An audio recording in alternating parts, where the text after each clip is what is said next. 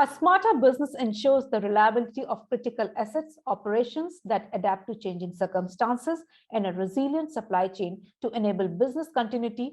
Intelligent workflows, operations, and systems, when powered by AI, IoT, and reliable weather data, help you see and manage asset performance in real time, reduce supply chain disruption, and mitigate risk and build more flexible business operations. In the upcoming panel discussion, we'll hear from a panel of guest speakers sharing their perspective and knowledge on the journey to smart supply chain, exposing the hidden challenges and opportunities. I would like to invite Mr. Rajat Wahi, partner, Deloitte India, to moderate the discussion. Over to you, Mr. Wahi.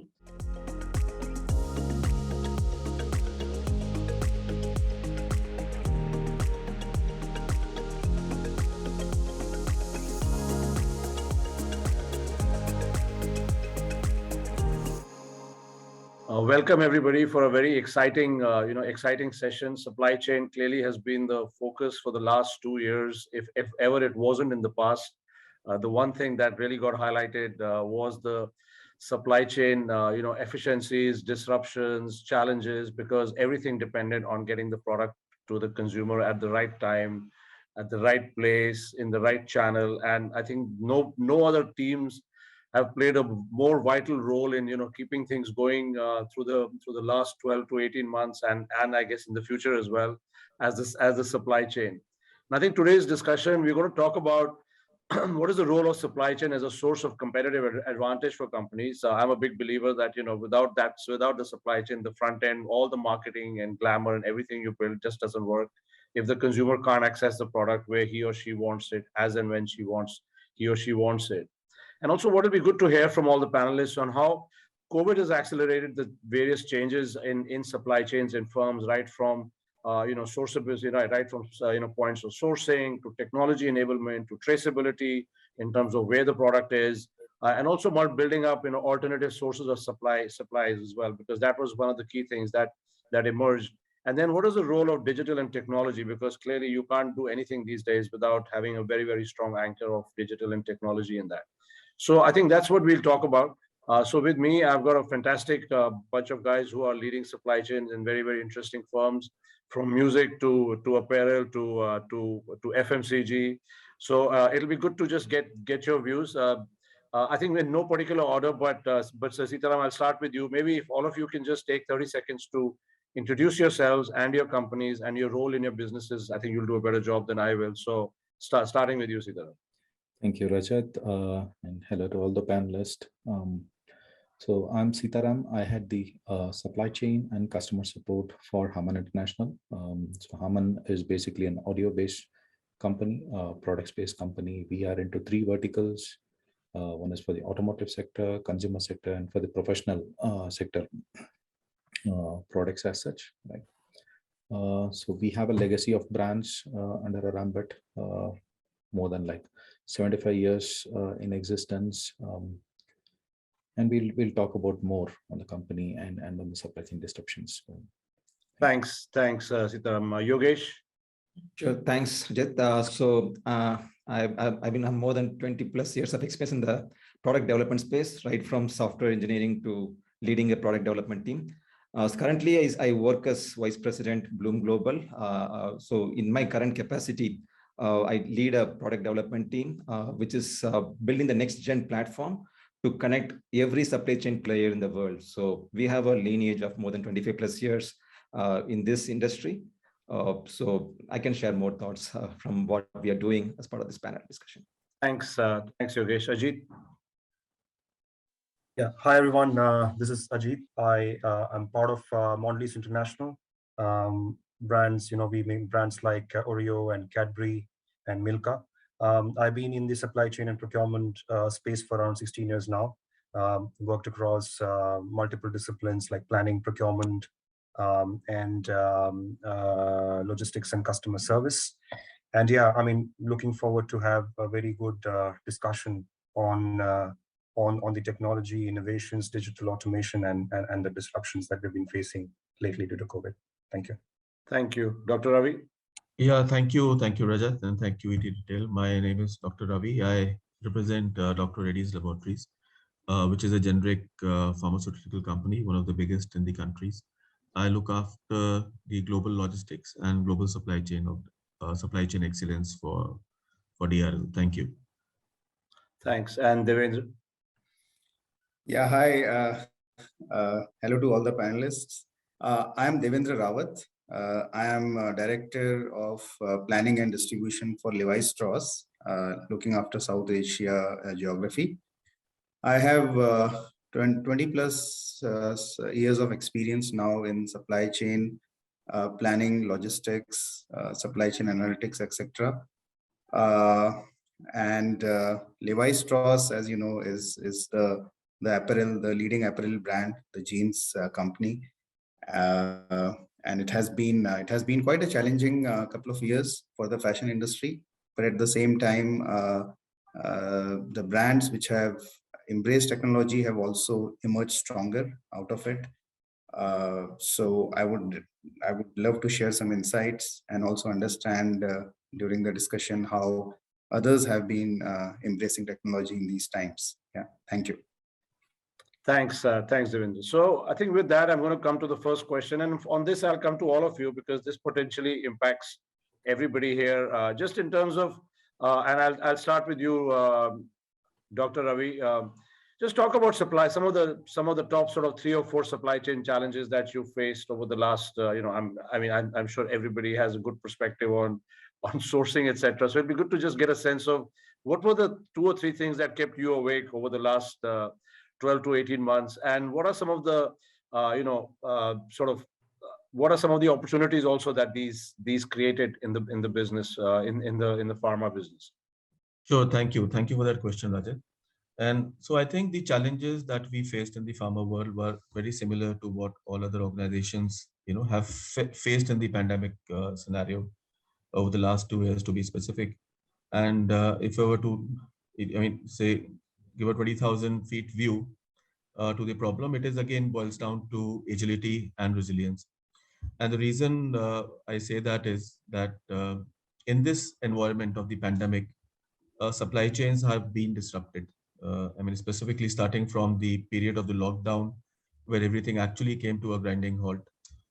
In pharma, we had to ensure that there is continuity and the patients get the medicines that they need. So it was not a choice for us, but to continue to operate.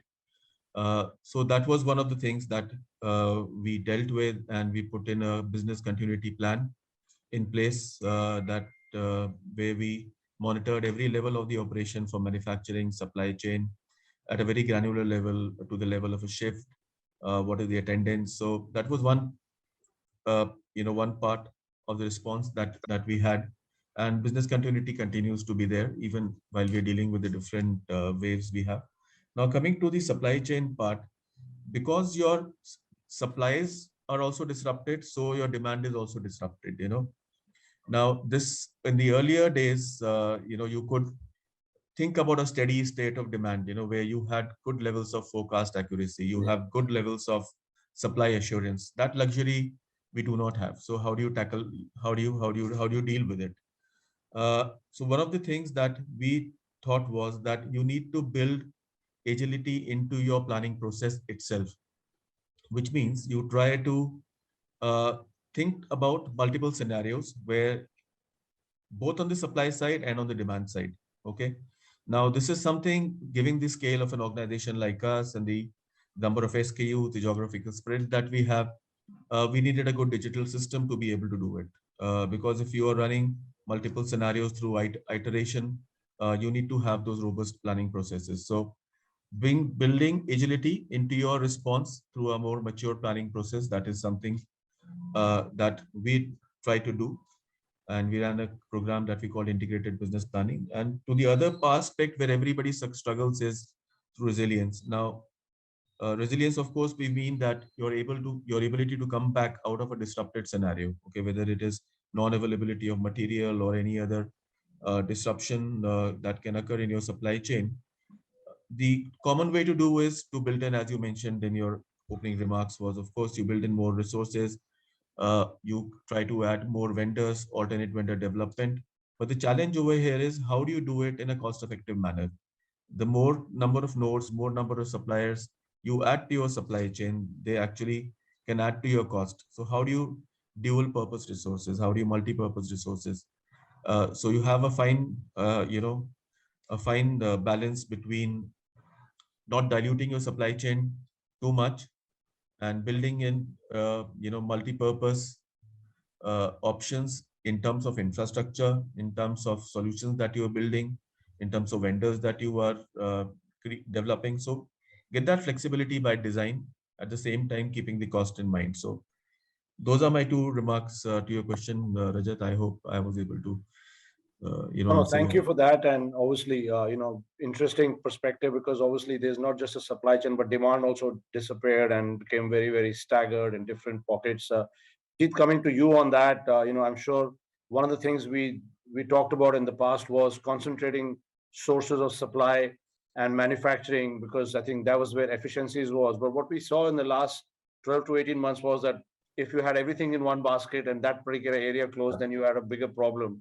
And companies that didn't centralize everything and kept it staggered, especially in FMCG and I'm sure in pharma space, seem to survive better, because then even if one factory was shut, another factory was open, because there may not have been COVID there. What were some of the challenges you guys faced, and what are some of the things coming out of that you've sort of looked at? Yeah, I think one of the insights was, over a period of time, organizations internally, because of cost and cash targets, every year you have increasing targets. There has been a lot of consolidation of spend, a lot of consolidation of supply. And on the other hand, if you look at, the increasing globalization, reducing freight costs, reducing trade barriers, we have now, offshored most of our supplies. And it's not just us, with our direct suppliers, but also our suppliers. They have gone ahead and outsourced further to, to other levels of suppliers. So now, if you were to kind of trace a line for every material or any product or service, it will be a zigzag line which goes across the world and comes back to your location. So essentially, we have now multiple tiers of supply. Now, all the disruptions that we have faced in the recent past, when we trace back the origin, it is essentially not a tier 1, but it's been a tier 2 or tier 3, tier 4, and so on and so forth. So the disruption has been multi-tiered. And what we essentially learned, and what we have not done in the past, is kind of map these multiple tiers of supply. Essentially, I think that's what everyone will focus on right now, is to kind of map these multiple tiers of supply and see where are the choke points. When you look back at the multiple tiers of supply and their locations, you will recognize that there are geopolitical challenges, there are regulatory challenges. Some of the suppliers are probably not in good financial shape. So lots of things that will come up. So I think the first task that most companies will head for is to kind of map those multiple tiers of supply to whatever extent possible. And then, of course, from a technology and innovation standpoint, I think then what will use of AI or ML and other applications which deploy these technologies to kind of track on an ongoing basis, crawling the web and social media to see if any of these risks, geopolitical or weather or financial or regulatory, can be kind of identified. So that's one. The other insight which we had is that how to take supplier relationship management to the next level. Because so far, we have been discussing about what's the mutual value proposition, what are the objectives that align between each other. But now, at least with some of the A-list suppliers, we have recognized that in the backdrop of this pandemic and all the disruptions, how they manage internally their own operations, that also makes a huge difference to us as a customer. If they are not efficient in their own operations, they might be brilliant technically. They might be brilliant in engineering terms or in terms of ideas and innovation. But if their operations is not strong, their planning is not strong, then it comes and hits us as a customer as well. So how do we get into the next level of SRM with these, with some of our A-list suppliers, and help them or support them with setting up processes and communication and efficient planning mechanisms. So that's been the other insight, which from a sourcing and procurement standpoint, how to take engagement with suppliers to the next level. Thanks, Ajith. And I think that becomes a very critical element, that having long-term relationship with suppliers and building up a very, very strong supplier management program as well, that sort of links back very, very strongly and builds visibility for you guys as well, right, across the whole value. Devendra, would you like to comment as well on this a bit, given that you guys also, I'm sure, had enough and more challenges from your source of supply and in terms of ensuring that any thoughts on that? Yeah, sure. So in fashion and apparel industry, there have been disruptions at multiple levels. Also being a non-essential category, it was when the market shut, everything was shut. So the suppliers, on the supplier side, the suppliers also faced again a set of challenges, closures because of COVID, as well as a huge demand volatility now, because how the demand will behave obviously also came back to how the suppliers would behave, how the suppliers have to react. So it was a period of quite a lot of disruption for them, but most of the suppliers have actually come back quite strongly on this. I think one lesson which we have been talking about was the consolidation, and I think that is one lesson that everyone has learned, that consolidation will not work in this new normal. And I think one advantage that at least Levi's had was that the supply base was not very, very concentrated in one geography or in one country. Our source base has been in South Asia, has been in China, in Southeast Asia, so it has been across, and that had really helped us. So this consolidation of source base in one country obviously was a problem in this, which companies faced, and now more and more organizations are looking at it like that. The other thing from the supplier end was also on the flexibility part, right? Because like I said, as the demand faced volatility and as they themselves faced closures, they had to be much more agile and flexible to do the service. And actually in fashion industry, the season gets closed long back. So the traditional way of working is that we sell the season. There is a spring summer collection, or your autumn winter collection is readied, it's sold out, it's booked, and then suppliers start working on it. And then when the time comes, the supplies come, and then the product is displayed as per the season. So there was a lot of rigidness in the way the entire chain used to operate. And I think everyone has learned now that that rigid way of working will not work. So at the supplier end also, how do they quickly change the fabrics? How do they quickly modify the production, keep the designs open so that they can quickly change to what is more relevant, or what they need to do because of the changes which have happened? That was on one side. The adoption of technology also helped. So there was a lot of physical work here, designing the garment, looking at the fabric. A lot of work between the designers and the suppliers used to happen physically, which has moved now significantly virtual. So you have got the 3D images of the garments or the fabrics coming out, which designers can look at. And a lot of work has also started happening virtually. So I think this technology adoption has also helped the suppliers to become much more flexible and agile, to cater to the needs of the industry. Yeah, because you guys have the end of season sales, you have a very long sales cycle, right? So I think, and Levi's is not typically fast fashion from the point of view of the Zara types. So I mean, it must have been very, very difficult for you guys. And I think maybe we'll talk a bit more about how you guys handle that. I'm sure everybody has challenges around expiry dates, etc. But yours is extremely, you got like three month windows. So it'll be very interesting to hear a bit more on that. Seetharam, any comment from you on that in terms of some of the challenges you guys faced on the audio perspective, and getting products, supplies, etc., consolidation versus non-consolidation? Yeah.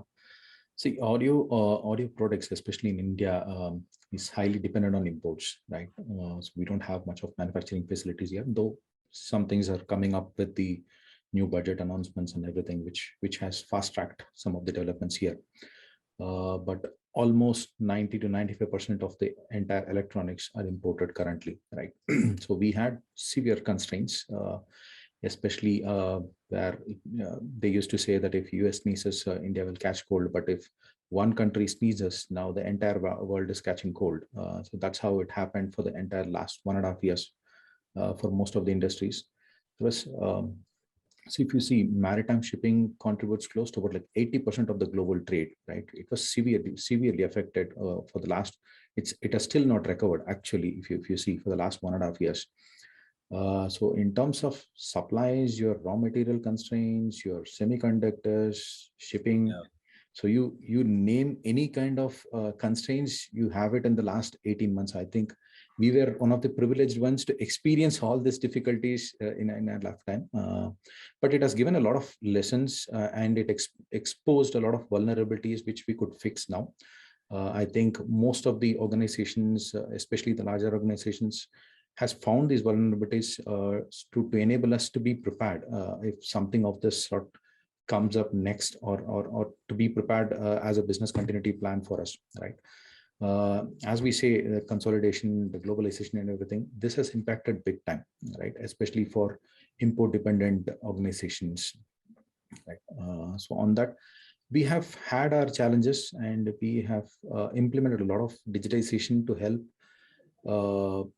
to forego all these things to mitigate these challenges, right? Especially in the 4PL control towers or shipping and demand planning cycles, right? How are we developing an integrated planning systems? Because the demand fluctuated hugely just because everyone started to work from home. Suddenly, all of a sudden, the dependency on audio products skyrocketed, right? That's where the demand fluctuated a lot, but it had to subside at some point of time, right? Because of the normalcy coming back. So those kind of situations we had to handle for spikes and everything. So we were pretty much geared up to handle that. But still, this constraints, whatever we are seeing for the last 1.5 months, will continue for H1 of this year, and hope we are seeing a recovery from H2. Thank you. I think interesting points. So I think one of the things that we've seen a lot in the last 1 year or maybe 2 years is the whole rise of D2C. More and more brands looking at going direct to consumer. It also has I'm sure it's massive challenges on supply chain and demand planning. Devendra, you talked about that a bit. So maybe you want to allude a bit about what are some of the challenges? Have you guys looked at D2C models across some of your categories of products, your various sub brands, etc.? And what are some of the challenges that demand planning faces in that space, that you face from a demand planning perspective? Because in this, you're basically bypassing your stores, you're bypassing the online channel, and you're setting up direct to consumer through your own direct online and other through the platforms. So in a way, it creates its own a third new channel for you to supply through. Just talk briefly about that, as well as some of the overall demand planning challenges you guys faced, and what are some of the technologies that you used for that? Was it some of the new software, whether it's O9, etc., that you brought in to support your businesses? What are some of the things you've done to enable that? See, in terms of the demand planning tools, right, I will come to that later part. In terms of the D2C business, customers are now spoiled of choice because of the new tech companies which have come into the picture, who have enabled a lot of this e-commerce fulfillment. It's like 2 hours delivery, 10 minutes delivery. So customers are the expectations keep rising every day, right? And it is very difficult for individual organizations to fulfill those. It's not like a tech integrated platform which every company can adopt, right? So we had started working on this for about more than a year back, and we have had significant inroads to develop a D2C platform with help of one of our vendors, where we are leveraging their technology, right, to adopt for the order management, so for individual order managements and everything, and for faster deliveries to the customers.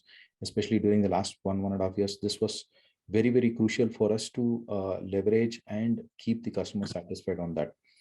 And in terms of demand planning, right, we were building a very robust demand planning solution based out of SAP and IBP integrated business planning tool.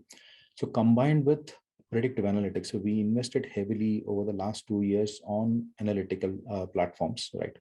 Which not only goes through our historical sales, but also on our future forecast, how the demand is there, how the channel inventory is there, how the channel sellout is happening, the customer fluctuations and everything. So we go through into it completely, based on which we arrive at the demands now, right? It is not the simple forecasting which we used to do earlier. It's become much more complex, and it is yielding a lot of result for us because the inventory levels have been cut down a lot, and it has moved the cycle of our product churns and our innovations. Earlier, we used to do it somewhere about like 18 months for a new product to be launched. Now the cycle has come down to almost like 6 months, based on the new product developments, based on the customer's demand, right? Those things have fast-tracked the innovations, and it has helped the consumers also a lot, based on the work from, based on the demand from the industry and from the consumers. Like new products are being rolled out for work from home, which were never a case earlier. So customers, custom-built products have been developed and rolled out for the benefit of consumers.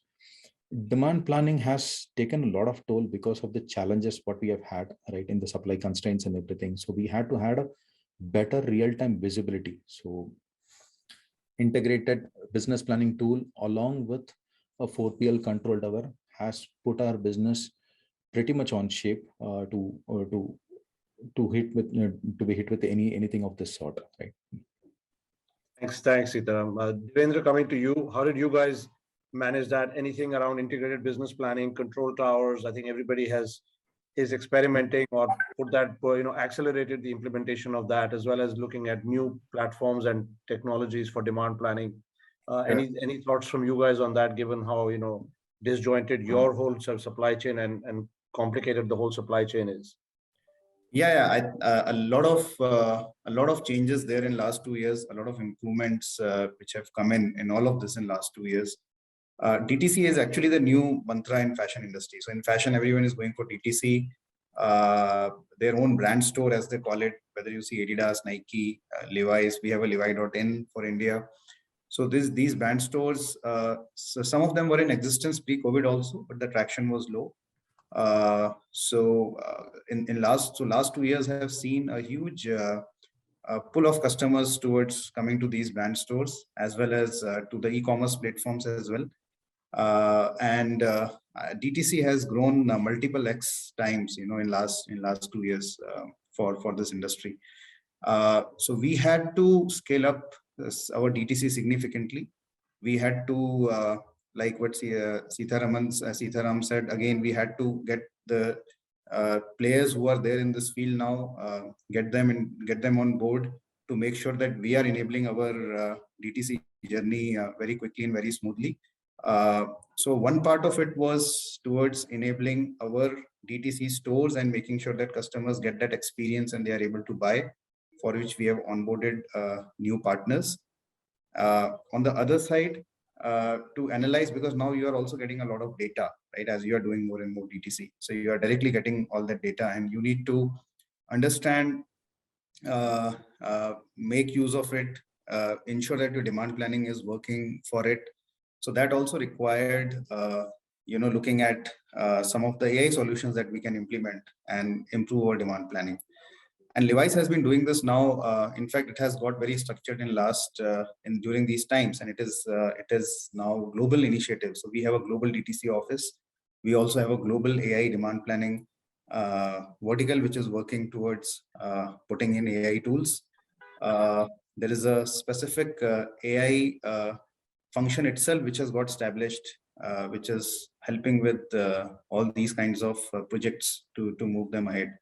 So yeah, I mean, that's an area which has totally got transformed in last couple of years, and it's helping us a lot in going further ahead. I think for DTC, there is still a lot of opportunity, and that's where we are moving ahead. Yeah. Thanks, Devendra. And I think clearly, I think most companies have looked at strengthening various elements of the business, right? Whether it's whether it's putting in new technologies. I think Seetharam also talked about control towers.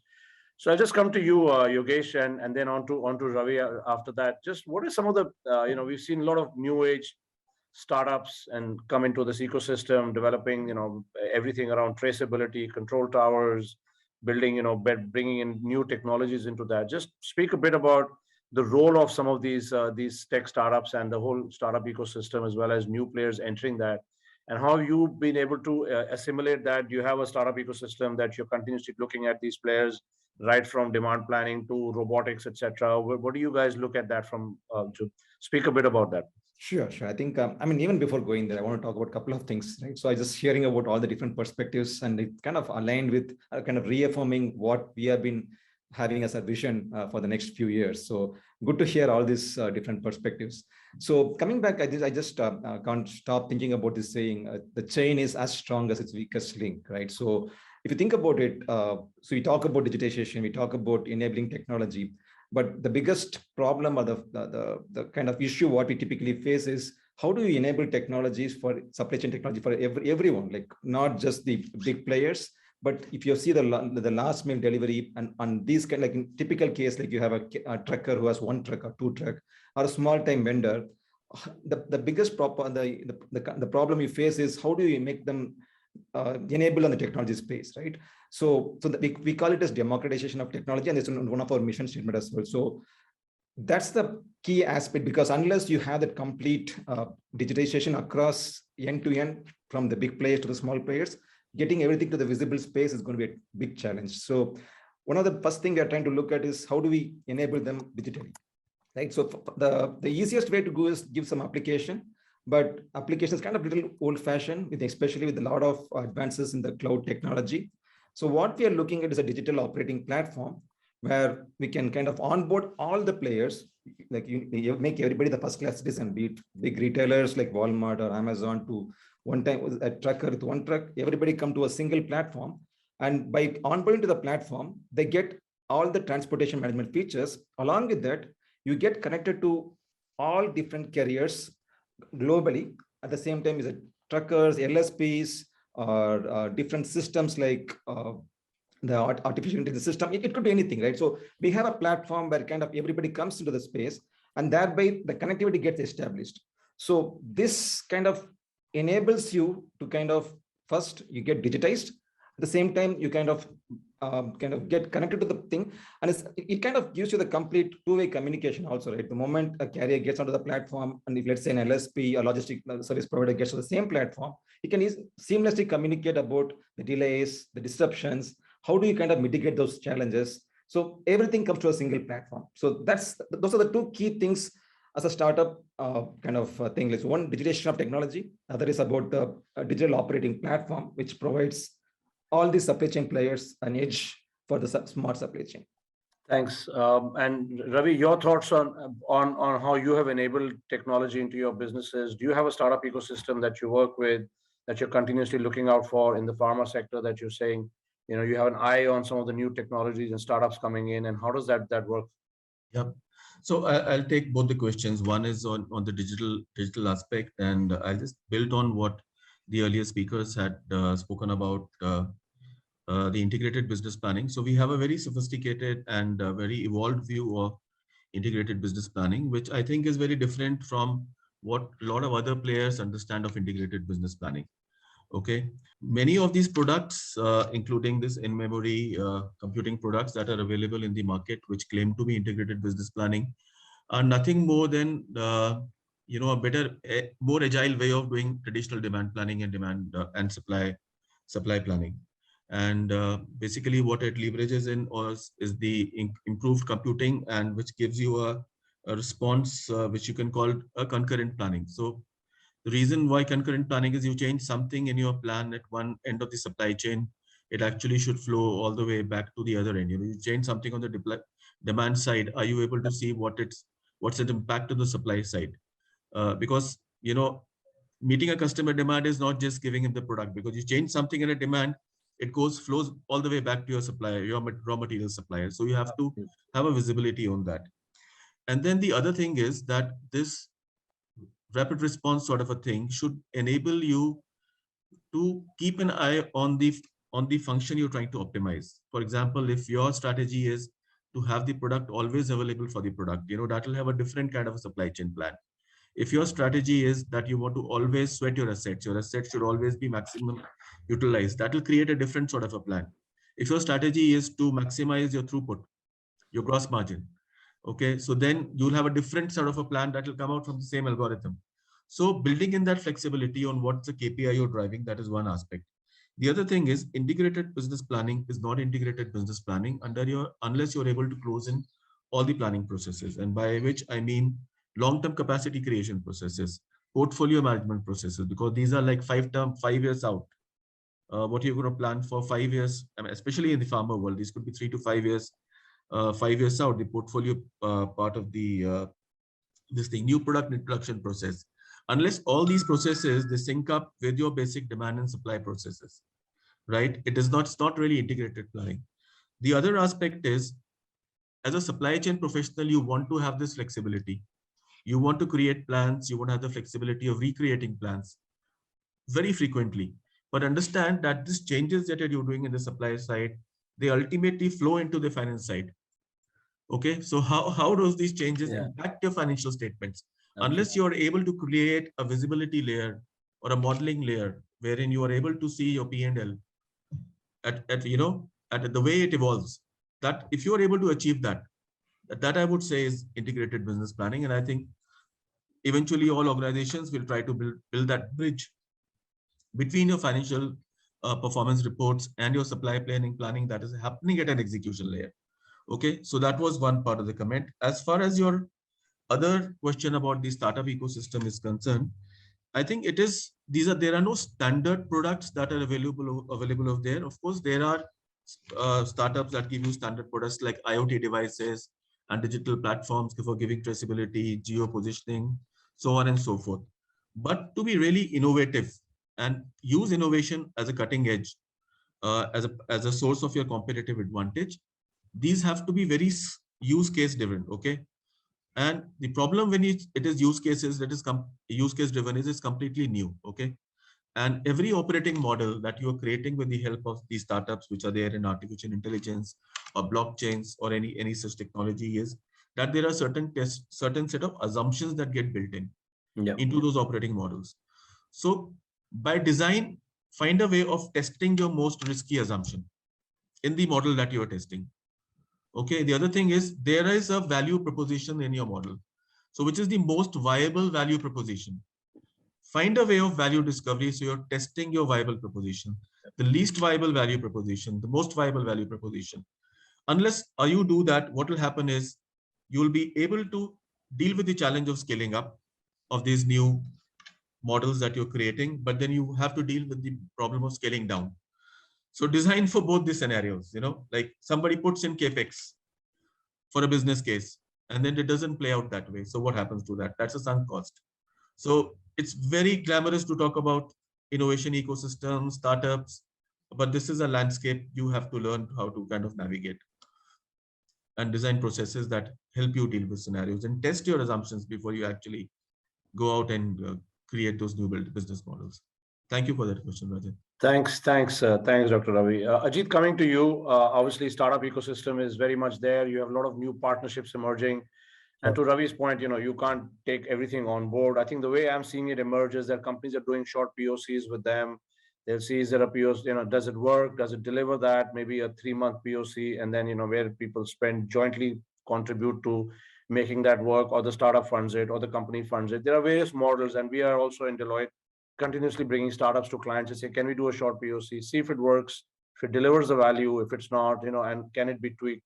Just your thoughts on how, 1 or 2 examples of where you have looked at, this ecosystem. Are you doing any of that? And are you bringing in these startups and technologies? Because today, everything cannot be invented by you guys. I mean, one of the things, learnings in the last 5 years has been that there's lots of new things coming, which you just not even thought about.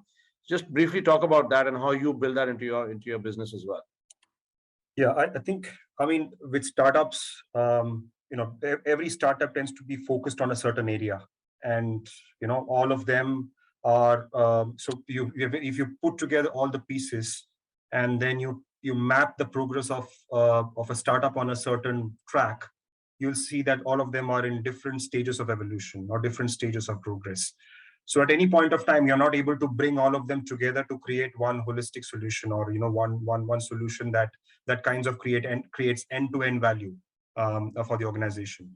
So somewhere, so that's where that's the genesis, that's the kind of reason why we have so many POCs. And then we have multiple tracks of experimentation with each of these startups, and then somewhere along the line you're just waiting for another work track to progress, to kind of come together.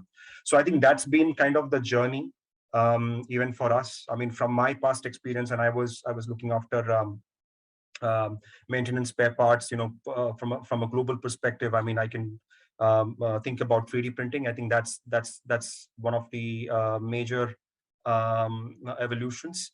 But again, of course, it has a lot of benefits in terms of reduction in lead times and inventory, reduction in cost, material wastage, and so on and so forth. But how do you kind of, what's the right way forward?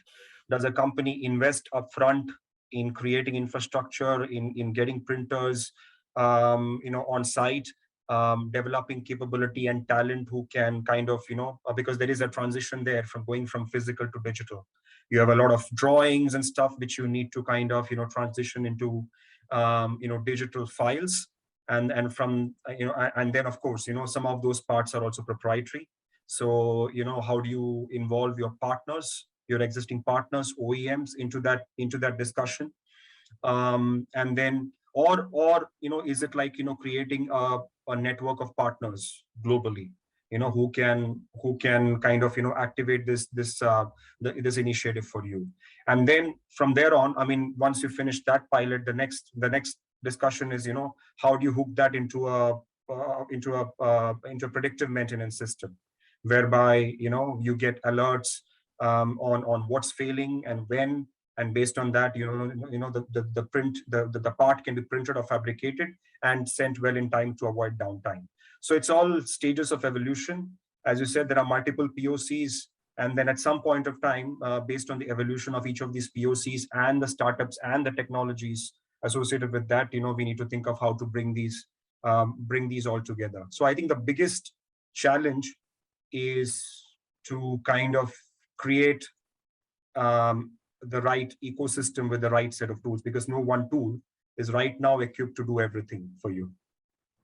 Yeah, makes sense. And I think you have to sort of bring in a bunch of companies. Like you said, every startup addresses one specific area, and it's not one can solve the problem. But then that's how problems are being addressed today, one by one. You look at certain parts and, you break it up into smaller pieces and do that. Seetharam, coming to you, just how have you guys enabled, because yours is a tech sector, from that perspective, you have a lot of innovation coming in. You also a lot of disruption coming in as consumers have switched to audio at home and comfort at home, etc. Just talk a bit briefly about how you have enabled the startup ecosystem in your business, and any one or two sort of examples of that. As we mentioned, right, earlier the innovation cycle used to be somewhere typically close to about 12 to 18 months for us to roll out a new product or a new development. With the consumer shift and the demand in mind, so we have created a specific set of group team leaders within the company who are fast tracking the innovations. So with that, we were able to launch in the last 1.5 years. We have shrunk the product development cycle and the innovation to about like 6 months. So every 6 months there will be a new roll of new generation of products. So there is massive patenting of new technologies which is being brought within the 6 months itself. So with the cluster head developments for the new product developments, right, that has leveraged and resulted in a lot of positive developments for us, bringing in a lot of new innovation, because audio is one sector which has saturated to some extent over a period of years, because there's not much of innovations which has come other than the IoT based technologies which can enhance the audio based products, right? Other than that, there is not much of new technologies which has been brought into forefront, but there are new technologies which are under development, right, which will come forth in the coming days, right, being launched because of this cluster head, and a startup or an incubation technology within the company has brought in a lot of these changes. Not just on the innovation for the product developments, right? This has also helped us in terms of a lot of process automations, which were monotonous in effect for us, resulting in a lot of savings of man hours, which were being sent typically, or order processing, your warehouse automations. Those kind of process automations have brought in and yielded a lot of results for us, right? This is with a lot of manpower working from home and the operations being constrained, this has developed a lot. And over the last 1 year, robotic process automations, a lot of bot implementations for smaller activities, right, has helped us a lot, right, in bringing on all this monotonous activities, curtailing certain manual interventions in this effect. Thanks, Seetharam, and good to hear some of these perspectives, especially from the audio industry as well. Devendra, your points on that. I mean, how have you leveraged the whole ecosystem? How have you enabled it? I mean, and do you have a good view of that? Is there a lot happening in the apparel sector as well, as far as startup and technology play is concerned? Yeah, sure. There is a lot happening. And there are many players who are enabling this whole DTC, the new ways of working for us. I think really gone are the days when tech enablement means putting up SAP or putting up some of these standard softwares. These systems have definitely helped us a lot in the B2B. For the B2B side, they are still there. But as we want to do more, and as we want to enable the new age tech solutions, then some of these old systems will need to, they are obviously not sufficient. So I can't do a D2C with SAP because I can't have a customer master created for millions of direct to home customers, right? So we do need a solution there which will link with SAP, but at the same time work on creating that D2C ecosystem for us. So there have been startups which have definitely, they have helped us in this. And to coming to the point which Dr. Ravi was mentioning, yes, you have to see how much value will it add. You have to understand whether this is really needed or not needed. So there are some decision points there as you are looking at these startups to help you. But then if you do have specific problems to solve, and if you do have a specific agenda to drive, then once you construct your problem clearly, then it becomes easier to find the right partner who can help you take this forward. And in many of these cases, it's a mutual learning exercise, right? So it's not, the startups are also new. You can't expect them to come and solve everything for you. In my last couple of years of experience, where we have worked with these startups, it's a two-way process. So you also need to bring them up and make them aware of the kind of issues that your specific industry or organization has, and then how can they work and develop their offering further so that they can handle this. So it's a lot like that, where you have to, like I said, it's a two-way process, and you have to bring them up. You have to make them capable of working with you and solving your issues. So yeah, I think this very excited with the whole startup ecosystem which has come up and trying to help us in solving various issues. And like I said, right from DTC offering to the something like even having a consumer counting mechanism in the stores. So having a counter, and so right from that to various other things where we are enabling this whole ecosystem move further up. Analytics AI is of course an area where anyway there's a lot of work happening. So there again, there are organizations which are these startups and smaller organizations which are helping us go further on that journey. Yeah.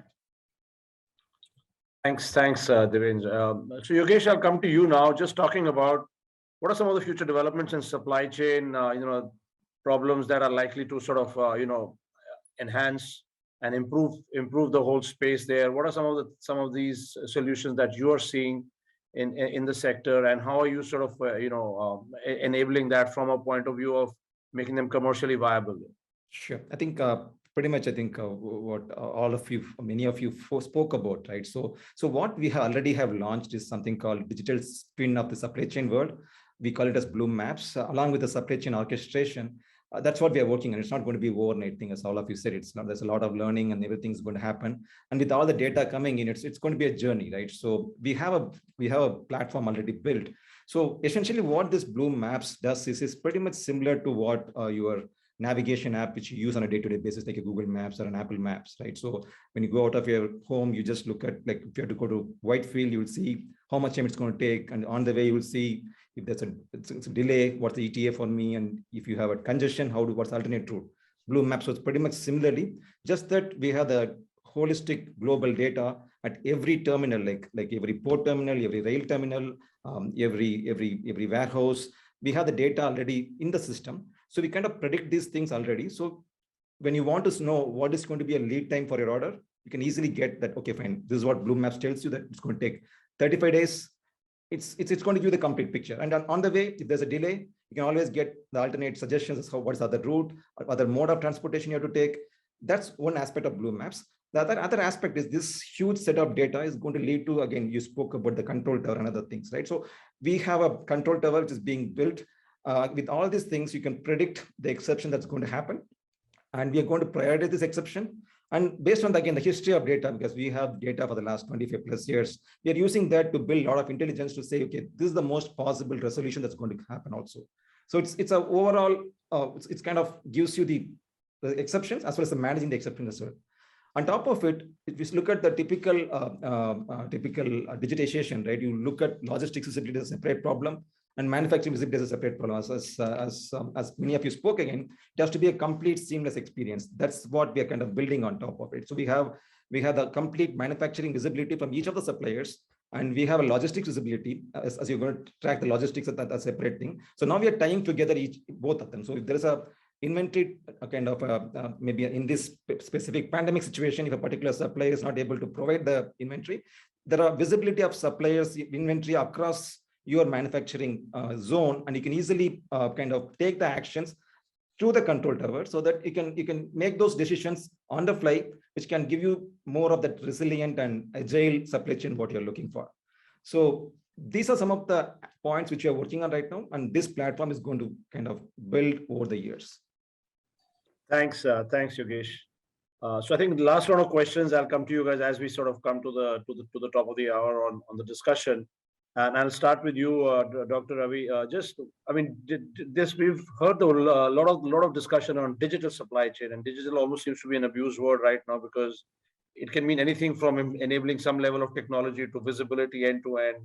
So what does digital mean for you as a business in terms of this whole digital supply chain, and how do you view that changing, and what is some of the work that you guys have done in that? And firstly, just define what digital supply chain means for you. Okay, so digital supply chain means many different things to different people. Yeah. And of course, it is a very layered system. It is not a single thing, that delivers digital, supply chain to you. So starting with basics, unless you have a very robust and a very kind of evolving and calibrated ERP, so unless that backbone is there, that architecture is there is no sort of a planning you can build on top of it. So unless you have the system of where your master data, your plants, your warehouses, your inventory, start with the basics, and you'll be surprised many organizations don't have it. So very robust ERP, of course, that is, you have to start with that. Then many people built in those planning engines that had delivered you a better demand forecast, better supply plannings, better supplier performance. That comes from a layer that sits on top of your basic ERP. Then of course the third thing is various initiatives around visibility, like what Yogesh talked about, and the artificial intelligence and the new age technology. So even on the second layer, there are new technologies that give you better performance. And here again, I think it helps you in a scenario which is still linear.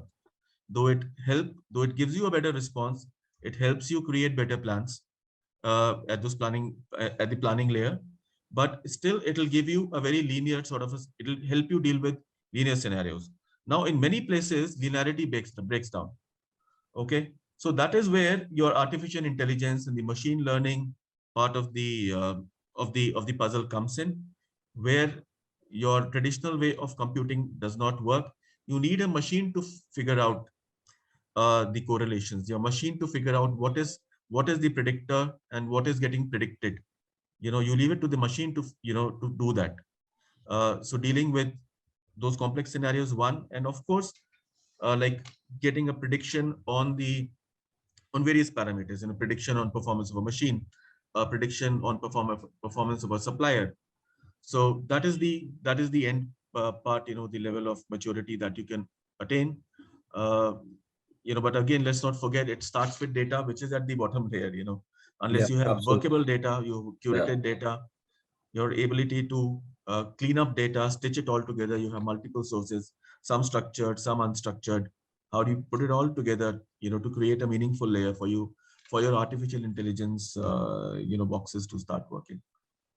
Thanks, Ravi. Absolutely. I mean, data sort of defines that, and then, like you said, digital means different things to different people, and yet we are sort of all working towards defining and coming up with one sort of understanding of that. Devendra, your thoughts on that digital supply chain? What does that mean to you, and what are you sort of some of the one or two things that you guys have done?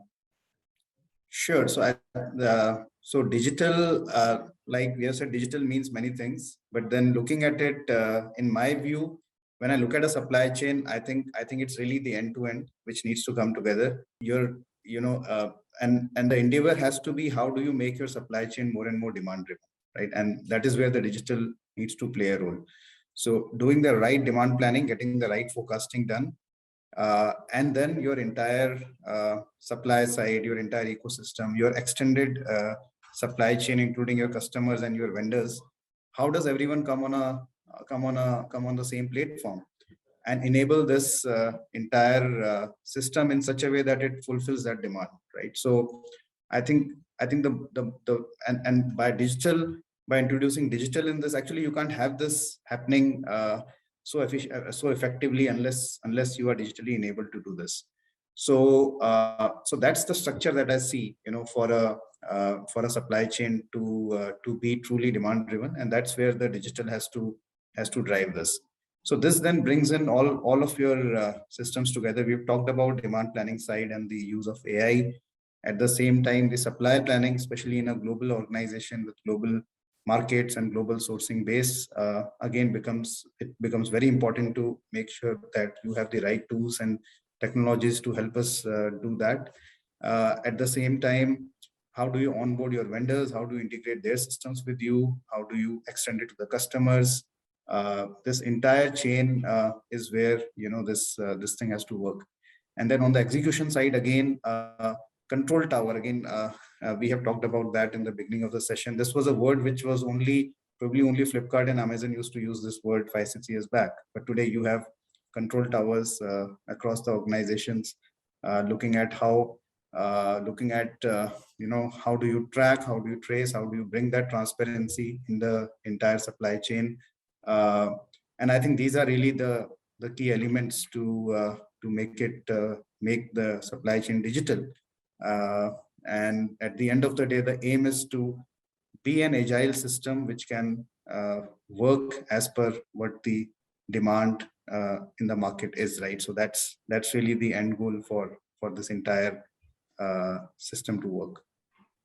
Thanks, Devendra. Ajith, coming to you, I think both Ravi and Devendra talked very, very interestingly about the whole piece about data analytics, visibility. I think it all starts from the SNOP process, where you have a very robust, SNOP process which looks at demand very accurately. Because if there's no proper demand, then no matter what you do, your supply will always miss the mark, right?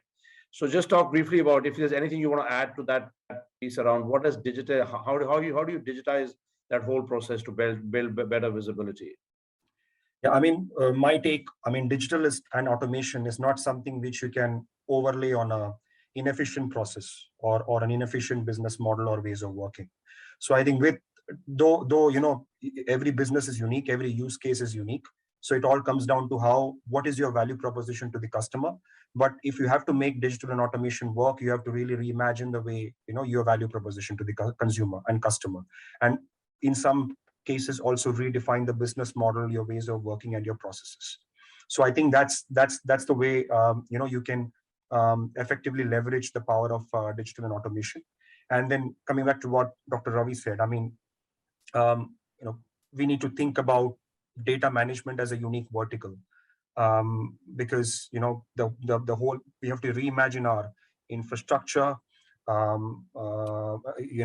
even the talent, because I think there is a whole new field now of data scientists, data engineers. Now, how do you recruit the right people? How do you give them the right environment to grow? And how do you enable them to add value to the business? So that's one. And then the other one, as Devendra mentioned, regarding the whole collaboration piece, right? Data, while internal data is good, and you can do a lot in terms of analytics, but the more collaborative the nature of data management and sharing is, I think the wider you kind of cast the net, the more the benefits for an organization. So I think when it comes to digital data and collaboration, or sharing are probably the main drivers.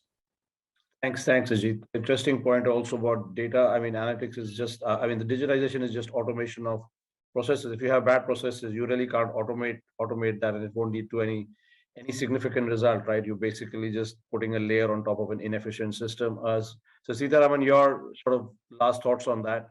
Anything you want to add to that in terms of the whole digital play? So for us, digitization means to bring in transparency, to bring in efficiency through automation, and it should be a value proposition for the organization overall, right? Because in supply chain, it consists, we just name it as supply chain, but it has a lot of internal verticals like logistics, procurement, supply planning, demand planning, inventory management, warehousing. How do we interlink the digitization or the value proposition, whatever we bring in, to bring in much more efficiency in each of these verticals and interlink with that, so that your overall supply chain becomes much more lean and becomes efficient for your organization. That is what digitization should evolve to. I think it's a bit of fragmented piece as of now, as we spoke, right? Every startup or the solutions which are available is fragmented now for each vertical or for each solution. How do we bring it together and give it as a holistic solution for supply chain to come up to the next level is what will drive the future for the companies, right? See, automation, machine learning processes, and these are the new age technologies which are rapidly enhancing the supply chain, right? And the companies who are adopting this faster, I think there is a lot of economic gains in the coming years for them. Thank you. Thanks, guys. Lots of interesting points. And again, I think supply chain on its own can be a whole day of discussions, just given the nuances. But hats off to all of you for coping through what is potentially a very, very difficult 2 years. And let's hope things get back to a bit of normalcy of demand, which hopefully leads to normalcy of supply as well. But a great effort by all of you, great discussion and great learnings for me as well. But thank you for making the time, and stay safe and take care.